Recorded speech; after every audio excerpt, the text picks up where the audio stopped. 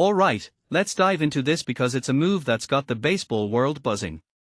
The Phillies just pulled off a trade for Luis Arraez, and personally, I think this is a game changer for them. But here's the thing, it's not just about adding a star player, it's about the ripple effect this has on their entire lineup. Let me break it down for you.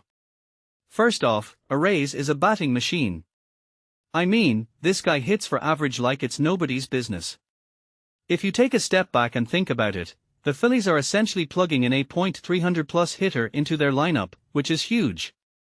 But what makes this really interesting is how they are reshuffling their roster to make it work. Bryson Stott moving to third, Alec Bohm shifting to first, and Bryce Harper, yes, Bryce Harper, heading back to the outfield after his elbow surgery. That's a lot of moving parts, and it raises a deeper question: is this reshuffle worth it? In my opinion, absolutely. Arraez isn't just a player, he's a contact-hitting specialist who can stabilize the top of the order. What many people don't realize is that his presence could take pressure off guys like Harper and Schwarber, giving them more opportunities to do what they do best, hit for power. Now, let's talk about the trade itself. The Phillies gave up Ramon Marquez and Marty Gair, which, honestly, feels like a steal. I get that prospect cost is always a gamble, but Arraez is a proven commodity. Plus, he's a free agent at the end of the season, so it's not like they are committing long-term. From my perspective, this is a high-reward, low-risk move. Sure, they could have just added an outfielder and kept their infield intact, but Arraez brings something different: consistency.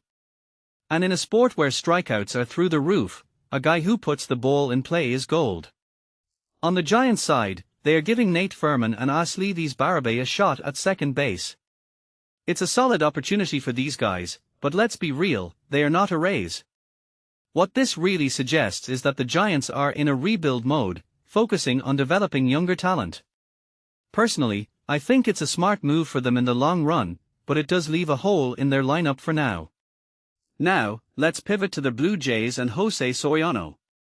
This is a completely different kind of move, but equally fascinating. Soriano isn't a household name yet, but what makes him interesting is his potential as a developmental piece. Eric Samolsky hit the nail on the head when he talked about Toronto being a great landing spot for pitching development. The Blue Jays have a track record of turning raw talent into major league arms, and Soriano could be next in line. What many people don't realize is that adding depth to the mound is just as crucial as bolstering the lineup. Pitching wins championships, and the Blue Jays are playing the long game here. If you take a step back and think about it, both these moves highlight a bigger trend in baseball right now. Teams are either going all in for a World Series run or rebuilding for the future. The Phillies are clearly in win-now mode, while the Giants are looking ahead. The Blue Jays, on the other hand, are trying to do both, compete now while developing for tomorrow. It's a delicate balance, but that's what makes this sport so fascinating. So, here's my closing thought: trades like these aren't just about the players involved, they are about the strategy behind them.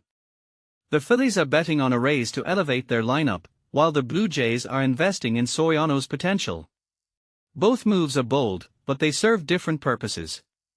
What this really suggests is that the MLB landscape is shifting, and teams are getting smarter about how they build their rosters. Personally, I can't wait to see how these moves play out. What do you think? Let me know in the comments below. Are the Phillies making the right call, or should they have kept their infield intact? Let's keep the conversation going.